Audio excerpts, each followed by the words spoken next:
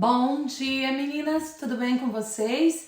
Eu espero que sim, espero que hoje seja mais um dia de aprendizado, de busca, de conhecimento, de entrarmos aqui em mais um capítulo do livro de Atos, né? Que para mim tem sido uma bênção. Eu estou realmente muito feliz de aceitar o desafio de estar lendo, buscando e tentando passar de uma forma não sucinta, porque essa palavra nós já sabemos que ela não se aplica a mim, mas passar aquilo que Deus tem falado e tocado no meu coração, assim também como os meus colaboradores, tá bom? Então hoje eu estou feliz em te dizer um bom dia, uma boa tarde, uma boa noite. Se você não consegue ver pela manhã, veja por à tarde ou pela noite, não importa a hora que você veja esse vídeo. Mas antes de me assistir aqui no capítulo 12, eu quero que você tenha lido. Leia o capítulo, né? Para tudo aqui, volta pro capítulo, leia, porque a gente tem muita coisa boa para falar e é bem melhor que você não só apenas escute as minhas palavras ou as palavras dos meus colaboradores, mas escute a palavra do pão da vida, né? Do verdadeiro pão da vida, que é a palavra de Deus. A Bíblia, ela é nada mais, nada menos do que a palavra do próprio Deus. Então é Deus falando conosco através disso aqui, menina. Isso aqui é muito mais que um livro, só um amontoado de palavras. São palavras realmente inspiradas pelo Espírito Santo, dadas a grandes homens de Deus. No caso aqui, Lucas, né? Foi um homem realmente inspirado pelo Espírito Santo de Deus. E é aqui que a gente realmente tem que mergulhar, aprender, buscar e entender, tá bom? Mas sem mais delongas, bora para esse capítulo, porque esse capítulo promete. Deixa eu pegar meu óculos, porque sem óculos a pessoa que vos fala não consegue enxergar nada. E na verdade nem é meu óculos, né? Porque eu quebrei meu óculos até hoje. Estou aqui gravando pra vocês e com isso eu não consigo nem marcar a consulta. Mas eventualmente eu vou voltar com meu óculos bom. Então bora pro capítulo. Esquece aqui os óculos. Então o que a gente vê aqui já no comecinho do capítulo 12 diz: por aquele tempo mandou o rei Herodes prender alguns da igreja para os maltratar, e fazendo passar a fio da espada a Tiago, irmão de João. Então a gente já vai ver aqui agora o primeiro apóstolo sendo morto. Mas antes de falar diretamente do apóstolo Tiago, eu quero só fazer uma referência aqui, quem é esse Herodes? Porque a gente já viu, né? Principalmente você que está nova nessa caminhada, mas está comigo desde Mateus, a gente já está passando aqui esse aqui é o terceiro Herodes. Nós já vimos o Herodes, o primeiro Herodes foi o Herodes que foi aquele ali que manda matar as criancinhas. A gente viu isso ali nos evangelhos, lembra? Quando os magos aparecem e aí ele manda perseguir, aquele era um outro Herodes. Então Herodes, nós já falamos sobre isso, não é uma pessoa, era um título. Depois a gente vai ver o outro Herodes, que era o Herodes, o Antipas, que é aquele que manda decapitar João Batista. Lembra ali que a filha de Salomé pede a cabeça de João Batista porque ela dança para Herodes? Esse Herodes que ela estava dançando era Herodes o Antipas. E agora, esse aqui é outro Herodes. Era Herodes também. Ele era o rei de Roma. O rei de Roma não. Ele era um rei estabelecido ali entre o povo judeu, mas estabelecido por Roma. E aí ele viu, né, que a igreja estava crescendo muito e ele manda decapitar, ele manda passar no fio da espada a Tiago. E vocês vão lembrar, quem está comigo desde João vai se lembrar que nós falamos sobre isso lá na introdução do livro de João, que João foi o último discípulo a morrer, morre ali na sua velhice, né, 90 e poucos anos, a gente não sabe ao certo. Em contrapartida, o seu irmão Tiago é o primeiro dos apóstolos a ser morto. A igreja aqui já estava sendo perseguida e a primeira morte de um dos apóstolos é Tiago. Lembra Tiago e João, os filhos do trovão, que ali em Samaria pergunta para Jesus: Senhor, queres que a gente ore aqui e manda descer fogo do céu para consumir esse povo? Esse mesmo Tiago, irmão de João, do apóstolo João, que escreve o livro de João, ele é o primeiro a ser morto.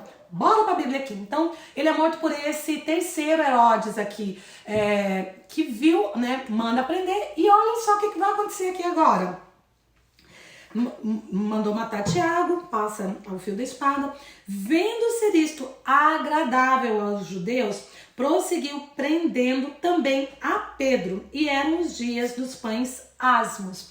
Então ele viu que os judeus, lembra que a gente já viu aqui nos estudos de Atos, que eles estavam com muita inveja, porque os do caminho, que agora já são chamados de cristãos, estavam crescendo, a igreja crescia em números mesmo, em quantidade de pessoas. E eram vários judeus, né? A gente viu também que os gentios, né, nós falamos no capítulo passado, que os gentios estavam aceitando a Jesus. Mas os judeus, eles ficaram muito invejosos. Eles viram que eles estavam perdendo terreno.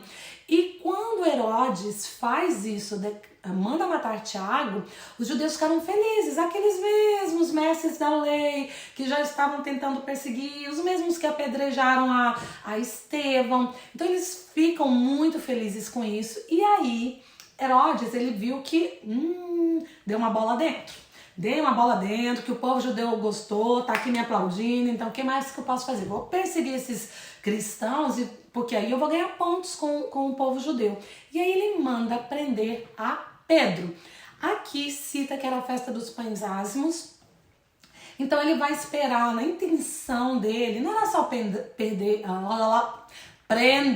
né? Prender a Pedro. Era prender a Pedro, e assim que as festas passassem, ele iria expor Pedro, né? Colocar Pedro em praça pública, humilhar e também mataria Pedro. Só estava esperando a festa passar. Então taca Pedro ali na cadeia, esperava que a festa acabasse para ele poder matar Pedro, porque a intenção dele era ganhar mais pontos com o povo judeu. E aí bora aqui para a Bíblia. Vem comigo, meninas, vem comigo aqui para a Bíblia. Tendo-o feito prender, lançou-o no cárcere, entregando-o a 4 escoltas de 4 soldados cada uma. Então eram 4 escoltas diferentes, cada escolta tinha 4 soldados, para o guardarem, tensionando apresentá-lo ao povo depois da Páscoa, né? Que é a festa pães asmos, Páscoa. Pedro, pois, estava guardado no cárcere, mas havia oração incessante a Deus por parte da igreja em favor dele. Então Herodes manda prender Pedro, joga ele no cárcere. Haviam 4 escoltas, né? Sei lá, de meio-dia às 4 uma escolta, das 4 às 8 outra escolta. E cada escolta tinha 4 soldados. Então ele estava muito bem guardadinho ali, muito bem preso. Mas em contrapartida, a igreja, né, os cristãos e os apóstolos, junto, que todos eram parte da mesma igreja, eles ficam sabendo disso. Eles já tinham visto que Tiago tinha sido decapitado, né, morto ao fio da espada. E aí eles começam Pedro agora tá preso, eles já sabem, assim que acabar a festa da Páscoa, o que vai acontecer, gente? Vai acontecer que eles vão matar Pedro. E aí, meninas, eles começam a orar. A igreja se levanta em intercessão e começa a orar por Pedro, pela libertação de Pedro. E o que isso nos diz, meninas, que eu sempre falo, né? A importância que tem a oração nas nossas vidas, que é realmente quando nós chegamos diante, não só quando estamos em momentos difíceis. Oração é algo que deve ser contínuo, diariamente, significa buscar a Deus, significa intimidade com Deus. Mas quando nós passamos por situações difíceis, mais do que nunca, é a hora que a gente precisa orar, é a hora que a gente precisa interceder. E aqui no Germinar a gente tem feito isso. Eu quero crer que você está orando, eu quero crer que você está intercedendo pelas pessoas pelas quais nós pedimos oração aqui, porque a oração, ela pode muito no seu poder, ela tem o poder mesmo de abrir portas, de abrir cadeias, de romper com coisas impossíveis. E aqui na igreja primitiva, eles não foram diferentes, eles não ficaram ali parados. O que eles poderiam fazer?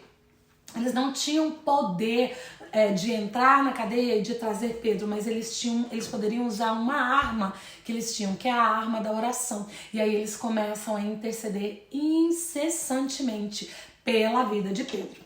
bom? Bora aqui continuar. Aqui no versículo 6 diz que quando Herodes estava para apresentá-lo naquela mesma noite, Pedro dormia entre 2 soldados, acorrentado com 2 cadeias e sentinelas à porta o guardavam. Então Pedro estava ali, ó, ele estava dormindo, acorrentado, né? Aqui na minha Bíblia, nessa tradução diz cadeias, mas se você ler numa versão mais moderna, a palavra é algema. Então ele estava algemado a 2 soldados. E o que Pedro estava fazendo? Pedro dormia, descansando. Mas volta aqui comigo. Para tudo, meninas, para. Pensa comigo se fosse você, se fosse eu nessa situação. Eu já sabia que Tiago havia sido morto a fio da espada. Eu sou preso, eu já sei que daqui a pouco eu vou ser apresentado em praça pública e eu também serei morto. Será, meninas, que você conseguiria dormir? Será que eu iria conseguir dormir tranquilo? Além do mais, eu tô entre 2 soldados, algemada a eles. Olha a tranquilidade de Pedro, dormindo ali o soninho dos justos, tranquilo e feliz. Sabe por quê? Porque Pedro era cheio do Espírito Santo e ele sabia, para aquele que está em Cristo, a gente não tem que temer nada não.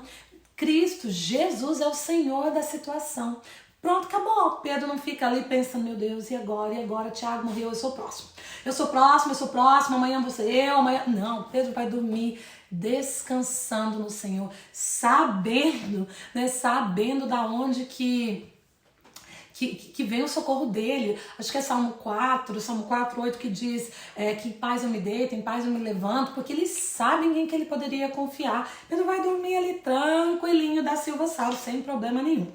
E aí, aqui no versículo 7 diz: eis, porém, que sobreveio um anjo do Senhor, e uma luz iluminou a prisão, e tocando ele o lado de Pedro, o despertou, dizendo: levanta-te depressa. Então as cadeias, as algemas, caíram-lhe das mãos, e disse-lhe o anjo: veste a sua calça, arruma as suas sandálias, coloca a sua capa e me segue. E é isso que acontece. Pedro dormindo, chega um anjo ali: ô Pedro, acorda. Ó, calça suas sandálias, veste a sua calça, bota a sua capa e me segue. E Pedro vai seguindo o anjo, Eles vão sair, eles vão passar aqui, ó. Então, saindo, seguia, não sabendo se era real o que fazia, por meio do anjo, parecia-lhe mais uma visão. Então, Pedro vai sair, vai seguir o anjo, mas Pedro tá meio dormindo, assim, ele não sabe se ele tá dormindo, se ele tá sonhando, se ele tá tendo uma visão, se ele tá acordado, ele tá meio ali, sabe aqueles sonhos que você sabe, será que eu tô acordada, será que eu tô sonhando? Aí, quando você acorda, que você fala, não foi sonho. Então, Pedro tava nessa fase, não sei se eu tô dormindo, se eu tô tendo uma visão, mas ele obedeceu. Até, meninas, para, que até no sonho Pedro obedecia. Pedro já não era mais aquele Pedro que negou Jesus, não. Era um Pedro consciente do seu papel na igreja. Era um Pedro cheio do Espírito Santo, que faz toda a diferença. Ele simplesmente obedece e vai. Aí a gente vai ver, que ele vai seguindo. Então Pedro caindo. No versículo 10, depois de terem passado a primeira e a segunda sentinela, chegaram ao portão de ferro que dava para a cidade, o qual lhes abriu automaticamente. Hoje só olha para o portão abre. Pronto, não tem trava que segurava ali não. E saindo, enveredaram-se por uma rua, e logo adiante o anjo se apartou dele. Então o anjo aparece para Pedro, as algemas caem, Pedro passa pelas sentinelas, Pedro passa pelo portão e o anjo leva ele até uma rua e depois o anjo vai embora. Mas por que o anjo vai embora? Meninas, porque até ali era um milagre, era impossível de Pedro fazer. Pedro poderia, orar, poderia pedir, poderia, porque a gente já viu que Pedro já ressuscitou mortos, então até poderia, mas o que isso está nos ensinando? Nos ensina que há coisas que é para Deus fazer, mas onde é difícil para nós, Deus age. Mas onde nós podemos agir, aí é conosco. Então, até onde era muito complicado, o anjo vai ali e depois fala: Pedro, bora, segue o barco, bora aí, agora é com você. E assim é nas nossas vidas. A gente pede um milagre para Deus, mas depois é conosco. Nós é que vamos tomar a direção, nós é que vamos continuar, nós é que vamos dar sequência àquilo, ao milagre de Deus nas nossas vidas. E aí, Então Pedro caindo, que aí agora Pedro acorda e fala, gente do céu, não tava sonhando não, isso aqui era real, era um anjo mesmo, eu tô fora da cadeia, tô livre. Então Pedro caindo em si disse, agora sei verdadeiramente que o Senhor enviou o seu anjo e me livrou da mão de Herodes e de toda a expectativa do povo judaico, que era matá-lo, né? Que ele sabia que era isso que o povo queria. Considerando ele a sua situação, resolveu ir à casa de Maria, mãe de João, cognominado Marcos, onde muitas pessoas estavam ali congregadas e oravam. Então Pedro resolve ir para a casa de João Marcos, né? Que fala Maria, Maria, mas não é a Maria mãe de Jesus, não. É a Maria mãe de João Marcos. Quem é esse João Marcos, meninas? Vocês que estão comigo em Marcos vão se lembrar. É o próprio Marcos que escreveu o livro de Marcos. E lembra que a gente falou na introdução que foi Pedro que ditou, né, ali para Marcos, que Marcos não estava com Jesus, não caminhou com Jesus os 3 anos e meio. Então é esse mesmo Marcos, esse João Marcos aqui, é o Marcos que escreve o evangelho de Marcos. Então quando Pedro sai da cadeia, é para a casa de João Marcos que Pedro vai, porque ali estavam eles reunidos, congregando e orando. E por que eles estavam orando? A gente já viu ali no comecinho, eles estavam orando pelo livramento de Pedro. Aí acontece algo muito bom, que Pedro chega lá, bate na porta e uma mulher, né, chamada Rod, ela vai, e quando ela vê Pedro, imagina, para tudo, imagina que a cena comigo, ela vê Pedro, ela tava lá dentro orando para que Pedro fosse liberto, ela tá ali no portão, o portão trancado, ela olha Pedro, ao invés de abrir o portão, ela sai correndo, ela entra lá no meio da oração e começa a gritar, gente, Pedro tá na porta, Pedro chegou, Pedro tá aqui, e o povo que tava orando fala, tá doido? Enlouqueceu? Não tem Pedro aí não, deve ser um anjo que cuida de Pedro que chegou aí. O próprio povo que estava orando, talvez não tenha crido, talvez realmente faltasse um pouco de fé, eles estavam orando para que Pedro fosse liberto, e quando alguém chega e falando, ó, Pedro tá aí na porta, eles meio que duvidaram. Então, meninas, também, a gente tem que orar com fé, e quando o milagre chegar, a gente tem que crer que chegou mesmo. Mas, ao mesmo tempo, Pedro tá lá no portão, né? Eu imagino sacudindo o portão e falando, sou eu, me deixa entrar que eu tô aqui. Então, bora aqui pra Bíblia, vem comigo. E aí, né, ela fala que entretanto Pedro continuava batendo e eles abriram, viram-no e ficaram atônitos.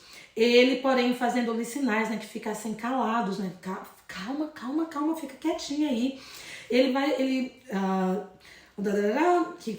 Que se calassem, contou-lhes como o Senhor o tirara da prisão e acrescentou, anunciar isto a Tiago e aos irmãos, e saindo retirou-se para outro lugar.